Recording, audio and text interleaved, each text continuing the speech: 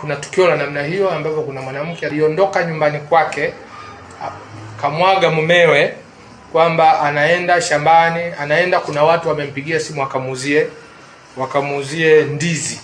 Nafikiri marehemu alikuwa anafanya biashara ya kununua na kuuza ndizi. Hiyo alipokwenda hakurudi. Kwa jitihada za kumtafuta zikaendelea, na hatimaye jana wakafanikiwa kukutwa mwili ukiwa umefungwa kamba,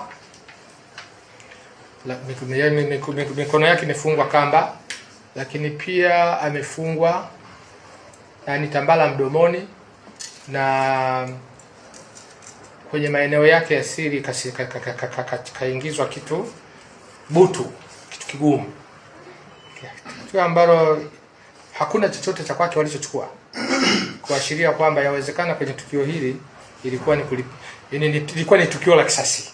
Sasa kisasi kilitokana na nini? Hayo ndio tunayoyachunguza sasa, kujua huyu aliyefanya ni nani na kwa nini alifanya, na tuna uhakika kuwapata. Yaani hilo halina mashaka. Tutawatafuta, tutawakamata na hatimaye sheria itachukua mkondo wake. Lakini bado naendelea kusisitiza tena, matukio haya ya mauaji yanatutia aibu mkoa wa Kagera. Yaani sasa sisi tunaonekana ni wakuuana tu.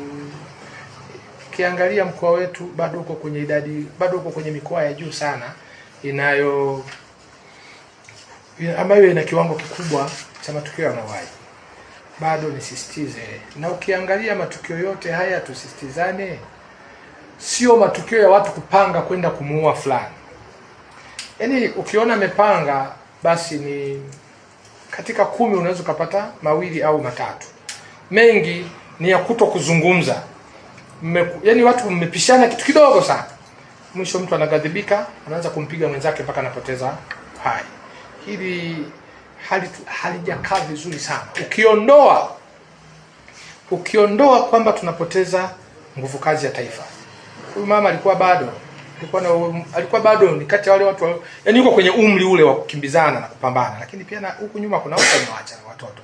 Kuna watoto wamewacha ambao obviously itakuwa ni tegemeo, lakini kimwangalia yule baba kidogo na mwenyewe ashakuwa mtu mzima. Sasa hili maana yake tutarajie kuona kesho na kesho kutwa kuna idadi ya watoto ambao watakosa huduma, lakini pia wanakosa ile huduma ya mama, wanakosa mapenzi ya mama.